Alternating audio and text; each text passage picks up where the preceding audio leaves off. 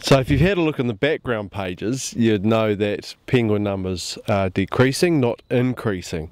Now Reuben, it's pretty obvious what this sign is. It's telling motorists, because the State Highway 6 is just there, and this is a road that comes down past the Nile River, just over here. That telling drivers that there's penguins to look out for. Is it really that big a problem, penguins getting killed by cars? Yeah, it is. It's quite amazing. As most of you kids will probably know, stoats are a big killer of most of our native birds, and we assumed the same thing was happening with penguins here on the west coast. When we started with the Penguin Trust, we were trapping stoats vigorously and checking the results against the breeding.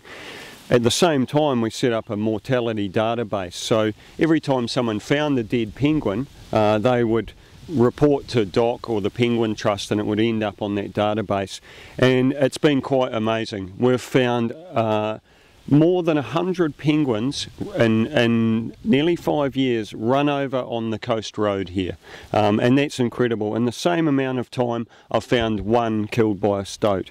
We've also had quite a number killed by dogs and land development, but by far the biggest killer of penguins between Charleston and Punakaiki is cars. They're small, they're dark coloured, and they cross the road at night. They're incredibly hard to see, and it's not that people are driving badly, it's just a dangerous thing to do, crossing the road when you're that size. So we've got the signs like this, and then if you just stand up a little bit, another one, you might have seen some, in fact in my diary on the travel day we came across one like that as well. So yeah, well actually what we're going to do now, well actually before we go, so what is it that people can do to help to try and reduce the mortality?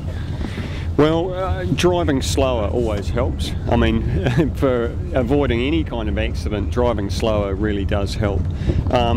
Being really observant, you know, if you see a sign like this and you're driving at night, do slow down, drive more carefully. In the long term, the Penguin Trust is working with transit to actually build fences to stop penguins getting onto the road, and that's the big long-term solution we're working on. But in the meantime, just be careful on the road, that's all. Cool. And so speaking of fences, that's where you're going to go now and have a look at a fence that's been built at the moment at Omau Bay, and that's to keep dogs, or to try and keep dogs out of penguin areas. So we'll go and take you along and have a look at that.